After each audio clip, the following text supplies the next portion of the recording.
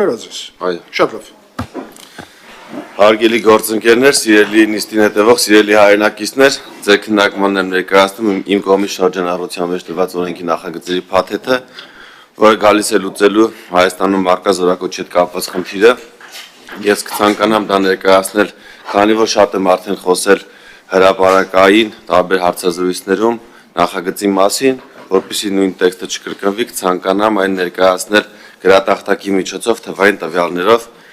Պարոն Քոչարյան, խնդրեմ ձեր բարձրախոսը միացնեք, որպեսզի ավելի լավ լսվի։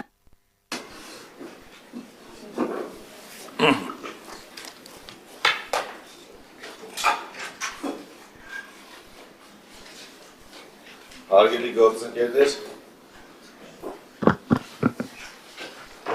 ինչ պատկեր մենք ունենք այսօր զորակոչի հետ կապված իրավիճակը կցանկանամ թվերով ներկայացնել։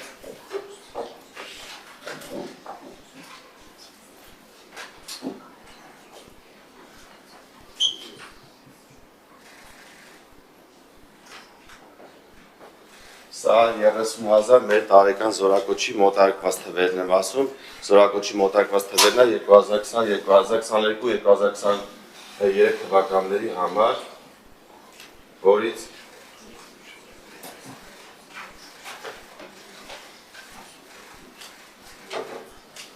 շուրջ 20,000 չի։ Պարոն Սարգսյան, մի վարք է, ասեք, թվերի հետ կապված հրապարակումը։ Սա ստույգ թվեր չի։ Չէ, նույնիսկ ոչ ստույգը, իր մեջ շրամը, եթե դուք առարկություն Եթե առարկություն նիստը փակել չէ, խնդրեմ, եթե թվերը չէ, ստույգ թվեր չի լինելու։ Եթե մոտարկված Սա հարստական բանականությունից հանված բոլորին հասանելի թվեր է, որոնք ես ներկայացրել եմ թե հարցազրույցների, թե տարբեր քննարկումների ժամանակ, այսինքն ստույգ որևէ գաղտնի տվյալ չի նշվելու։ Չէ, մի րոպե կներեք, մենք եզրահանգումների գալու ենք արհեստական բանականության թվերով։ Չէ, ես տոկոսային թվերը ասել եմ, որոնք որ կա իրականում, բայց մոտարկված թվերը եմ ասել, որպեսզի պատկերացում կազմել հնարավոր լինի։ Դուք ինչպես։ Չէ, թվերը բոլորին հասանելի աղբյուրներից հանրացել դրանք կներկայացնեմ, որը Հիմա ես նորից հարց եմ տալի, պարոն Սարգսյան, թվերը պարոն Աբրահամյանն ասում է մոտ է իրականությանը, թվերը կան թվեր, որոնք հրապարակման ենթակա չեն, դուք ձեր կարծիք ասեք, պաշտպանական գերատեսչության կարծիքը, ես կարամ նիստը բացեմ, կարամ փակեմ։ Ես համաձայն չեմ։ Եթե ձեր համաձայնությունը այստեղ առաջնային չի, ասեք։ Եթե հնչեցվելու են թվեր, որոնք ստույգ են և կարող են արտացոլել, եթե հնչեցվելու են թվեր, կամ արի նստի սեղանի կողքը։ Պարոն Սարգսյան, պատասխան։ որոնք կարող են արտացոլել իրական վիճակագրությունը կամ նույնիսկ շատ մոտ լինեն, ես պնդում եմ, որ ցանկալի չի նման թվեր հնչեցնել և հրապարակային ներկայացնել։ Եթե տոկոսային հարաբերությամբ են ներկայացվելու, դա այլ տրամաբանություն է, իսկ եթե չգիտեմ, արհեստական բանականությունով, կներեք, արհեստական բանականությունով էլ միգուցե մեր գործընկերները չկարողանան հստակ կարծիք կազմել, որովհետև դա իրականությունը չի, Ես ուզում եմ իրական թվերի շուրջ խոսենք։ Եթե համակարծիք եք, որոշում կայացնենք։ Ես իրական թվերը չեմ ցանկանում ներկայացնել, որպեսզի գաղտնիության հետ կապված այդ օրենսդրական պահանջը չխախտվի, բայց նաև ցանկանում եմ հարկա իրավիճակը ներկայացնել, որպեսզի հասկանալ լինի։ Այսինքն մի վարքյան պարոն Սարգսյան կներեք։ Զորակոչի երթականների 69%-ը եւ զորակոչվել է 31.4%-ը։ Սա հրապարակվել է, մի քանի անգամ սրա մասին խոսել ենք, նաև ոչ միայն ես, տարբեր փորձագետներ խոսել են սրա մասին, այսինքն բաց աղբյուրների հայտնի տեղեկատվությունը։ Հա, մի բան ֆիքսեք ու գնանք առաջ։ Սա իրական թվեր չէ։ Այո։ Մենք այս թվերով եզրահանգում դա իրական։ Սա իրական թիվ է։ Թվերը ենթադրեք այդպես։ Թվերը մոտակված թվերը կլոր ասած, որպեսզի ավելի հեշտ լինի հաշվել։ Հիմա մենք ինչ եմ ես առաջարկում, մենք տեսնում ենք, որ զորակոչի հետ կապված ունենք լրջագույն խնդիր, քանի որ մեր զորակոչի ենթականների 31.4%-ին են կարողացել տանել պարտադիր զինվորական ծառայության։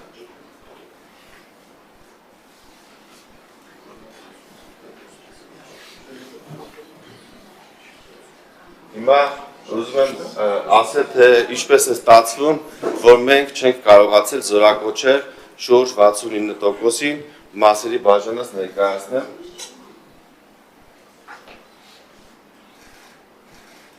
այսինքն սա 100% է, ովքեր որ չեն զորակոչվել, նրանցից 80-ից 82%-ը չեն զորակոչվել առողջական խնդիրների պատճառով կամ պատրվակով, իրենք առողջական։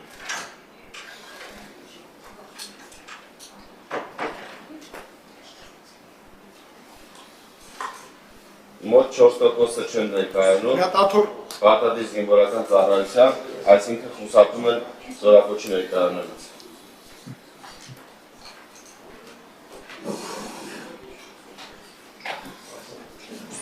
Եվս մեկ շատ կարևոր խնդիր, որը մենք ունենք, դա քաղաքացիությունից հրաժարվելու տեմպերն են, որը վերջին 4 տարիներին, 5 տարիներին աճել են եւ մոտակված տարեկան ունենք մոտ 2000 քաղաքացիությունից հրաժարված քաղաքացիներ։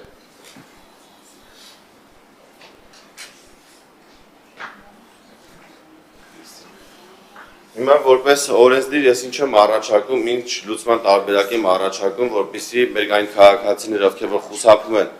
պարտադիր զինվորական ծառայությունից որևէ ճանապարհով, առողջական խնդիրներով կամ քաղաքացիությունից հրաժարվելով կամ ուղղակի չներկայանալով, մենք ինչ գործողություններ պետք է անենք, որպեսզի դրա դեմը առնենք, առաջարկում եմ քաղաքացիությունից հրաժարվելու համար սահմանել 15 միլիոն դրամ պետական վճար,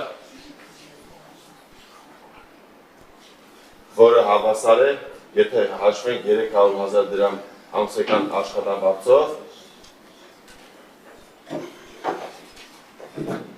սա 300,000 դրամ աշխատավարձով 50 ամսվա աշխատավարձի մոտակված թիվ է, իդեպ մեկ օրենսդրության մեջ արդեն ունենք 15 միլիոն դրամը ծառայություն չանցնելու դիմաց վճարը, որը ընդունել ենք 2024 թվականից եւ գործում է։ Ինչ է ասում այդ օրենքը, առաջին ծառայության մասով։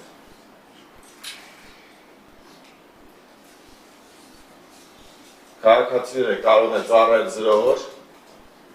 եւ վճարել 15 միլիոն դրամ։ Սա նշեմ, որ վերաբերվում է 27-ից 37 տարեկան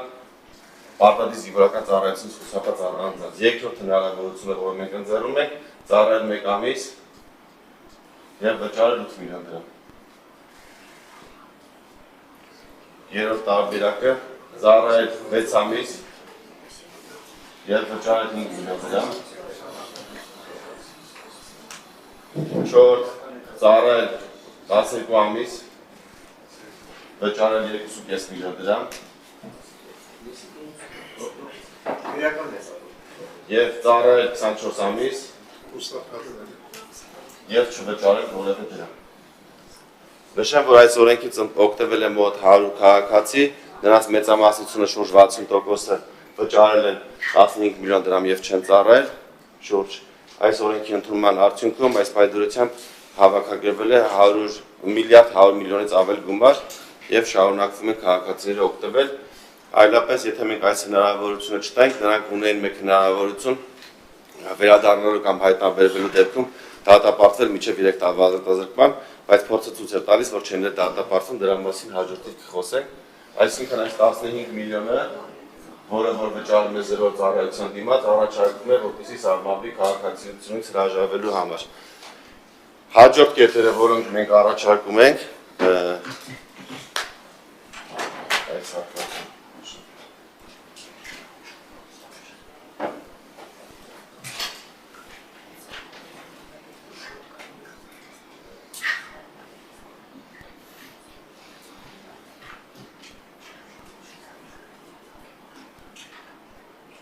Կառավարության 404 որոշման մեջ կատարել փոփոխություններ եւ որոշ առողջական խնդիրներ ունեցողներին զորակոչել պարտադիր զինվորական ծառայության սահմանափակումով, այսինքն վերային քաղաքացիներ, ովքեր ունեն այնպիսի խնդիր, որը ծառայության որոշ տեսակների հետ անհամատեղելի չեն, նրանց տանենք այդպիսի ծառայության, պայմանականորեն եթե նա կարճատես է եւ -6 կարճատեսություն ունի,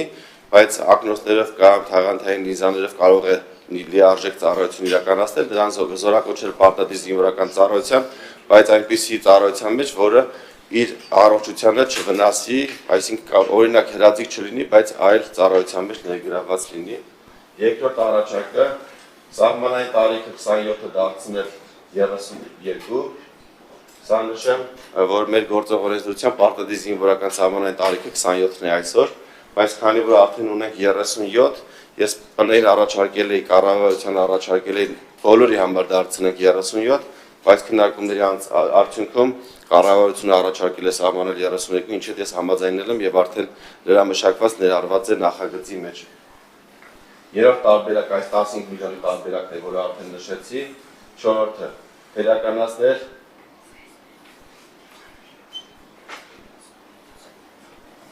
փորձակնությունից հրաժարվել։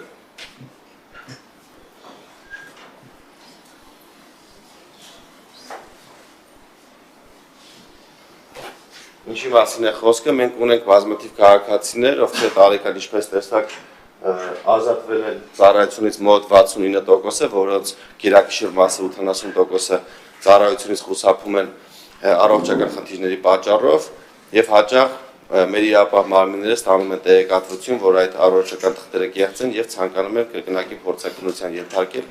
հարուցվում է քրեական գործ, սակայն մեր քաղաքացիները մեծամասամբ հրաժարվում են կրկնակի փորձակնությունից կամ նմուշ տալուց, որը քրեական պատասխանատվություն չի ենթադրում այժմ եւ այսպիսով նրանք այս ճանապարհով շարունակում են խուսափել պարտադիր զինվորական ծառայությունից, քրեականացնելով եւ նախատեսելով 1-ից 3 տարվա պատիժ մենք մեր քաղաքացիներին կհորդորենք, որպեսզի գան կրկնակի փորձակնության եւ այսպիսով համոզվենք իրականում նրանք վատառողջ են, թե որոշ ապօրինի ճանապարհով են ստացել այդ թղթերը, սա նաեւ կանխարգելիչ դեր է ունենալու այն անձանց համար, ովքեր որ այդ բժշկական թղթերի տակ ստորագրելու են, քանի որ ենթադրվելու է, որ առաջիկ ապագայում հնարավոր է, որ կրկնակի փորձակնությամբ պարզվի, որ նրանք կեղծիք են կատարել։ Սա գալիս է խստացնելու այս 4 կետերը, որոնց մասին ես խոսեցի, գալիս է խստացնելու եւ բարձրացնելու զորակոչի թիվը։ Նշեմ, որ առաջին կետը արդեն արել ենք վարչապետի հանձնարարականով 2024 թվականի տարեսկզբից, կառավարության 404 որոշման մեջ կատարվել է մի շարք փոփոխություններ եւ 2024 թվականին արդեն այս թիվը գումարվել է 4.2%-ով, այսինքն զորակոչի թիվը ավելացել է դառնալով 2024 թվականին 35.6%, բայց ինչը տեղի ունեցել, երբ մենք հիվանդությունների ցանկը նվազեցրել ենք, փոքրացրել ենք եւ ավել զորակոչ ենք ունեցել, նաեւ մեծացել է փախնողների թիվը եւ 2 անգամ ավելի շատ խուսափող ենք ունեցել 2024 թվականին։ Այսինքն ինչի մասին է խոսքը, գործընկերների կան, որ ասում են միայն խստացումներ անենք եւ խրախուսող նորմեր չունենանք, սա գալիս է վկայելու, երբ մենք միայն խստացումներ ենք անում, այո, դա բերում է զորակոչի թվի աճին, բայց նաեւ ավելանում են երկրից լքողները, ովքեր հաճախ երկիր լքում են իրենց ընտանիքների մեջ եւ արդյունքում մենք ունենում ենք դեմոգրաֆիական լուրջ խնդիրներ եւ նաեւ զորակոչի թերհավաքագրումը շարունակվում է խուսափած քաղաքացիների մասով, ինչ եմ ես այստեղ առաջարկում եմ խրախուսող կետեր, որպեսզի այս 15 միլիոնի կարգի գումար վճարելու հնարավորություն տանք նաեւ 18 տարի լրացածներին եւ հետեւյալ երկու տարբերակներ առաջարկենք, այստեղ 27-ից 37 տարեկանները վճարում են ծառայում 0 վճարով 15 միլիոն դրամ, 18-ից այս երկու արդեն 32 տարեկան քաղաքացիները հնարավորություն են առաջարկում հնարավորություն տալ ծառայել 1 ամիս եւ վճարել 24 միլիոն դրամ կամ ծառայել 4 ամիս վճարելով 18 միլիոն դրամ։ Ակնկալվում է, որ այս փոփոխության արդյունքում մեր այն քաղաքացիները շուրջ 20,000 ովքեր որևէ կերպ խուսափում են առողջական թղթերով կամ ուղղակի լքում են երկիրը կամ հրաժարվում են քաղաքացիությունից, նրանց 10%-ը կօգտվել օրենքից եւ մենք ունենանք շուրջ այս մասով ունենանք այս թվի մոտավորապես 10%-ի չափով չխուսափած քաղաքացիներ 2000 քաղաքացի կօգտվի օրենքից, որի արդյունքում մենք ունենանք պլյուս 2000 կարճաժամկետ ծառայող եւ պահեստազորային, պլյուս 4000 պայմանագրային։ Եվ սա մեզ հնարավորություն կտա կատարելու վարչապետի մյուս կարևոր հանձնարարականը, այն է պարտադիր զինվորական ծառայությունը կրճատել 6 ամսով եւ պարտադիր զինվորական ծառայության ժամկետը սահմանել 1.5 տարի։ Գիտենք, որ գործող կարգավորումները պարտադիր զինվորական ծառայության ենթակային բոլոր քաղաքացիները 24 ամիս ժամկետով այս փոփոխության արդյունքում եւ մենք ունենում ենք առնվազն +25% զորակոչ, դա մեզ հնարավորություն է տալիս 25%-ով պակասեցնել պարտադիր զինվորական ծառայության ժամկետը եւ այն դառնա արդեն 1.5 տարի բոլոր զինծառայողների համար։ Արդյունքում նախագծի ընդունման դեպքում եւ շահում են այն քաղաքացիները, ովքեր հրաժարվելով քաղաքացիությունից կամ այլ կոռուպցիոն ճանապարհներով հրաժարվելով գալիս են օրինական դաշտ, վճարում են գումար եւ ծառայում են իրենց հայրենիքին եւ իրենց տված վճարով այլ պայմանագրայիններ ենք մենք ներառում։ Շահում է պետությունը ունենալով ավել պայստազորայիններ ամեն տարի եւ ավել պայմանագրային զինծառայողներ եւ շահում են ամենակարևորը մեր այն քաղաքացիները, ովքեր որ 31%-ի մեջ են եւ միայն իրենք են գնում այսօր ծառայության, նրանց համար ծառայության ժամկետը կրճատվում է դառնալով 1.5 տարի եւ նաեւ մեկ ուրիշ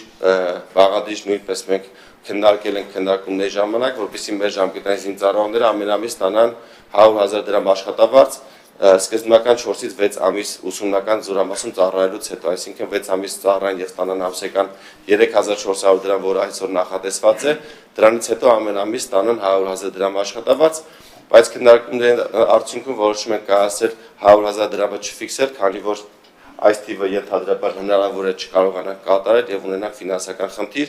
բայց առաջիկայում, եթե ստացվի փոփոխությունը կատարել եւ այս գումարները հավաքագրվեն, անպայման այս փոփոխությունը կատարելու ենք եւ մեր զորակոչիկները ծառայելով 1.5 տարի զորացրվելիս կստանան 1.2 միլիոն դրամ, ինչը կարող է իրենց կյանք մտնելու համար բավականին օգնել ուսում ստանալու կամ որևէ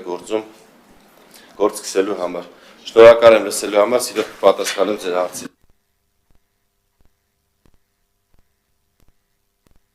Հարգելի գործընկերներ, հերթագրում